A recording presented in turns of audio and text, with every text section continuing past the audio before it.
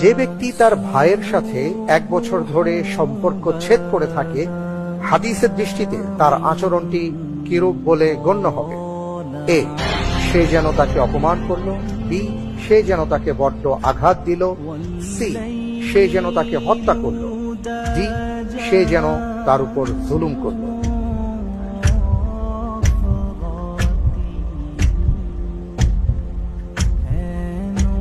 I choose option C as the correct answer to this question, inshallah.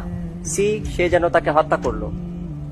C, সে যেন তাকে হত্যা করল। জি আমি কি এটা নির্ধারণ করে নেব? জি ইনশাআল্লাহ। নির্ধারিত হোক সি, সে যেন তাকে হত্যা করল।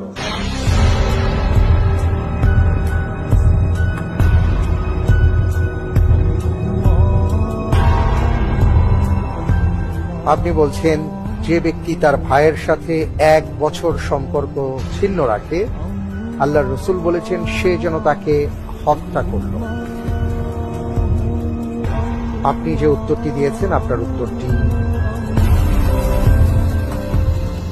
সঠিক উত্তর। আলহামদুলিল্লাহ।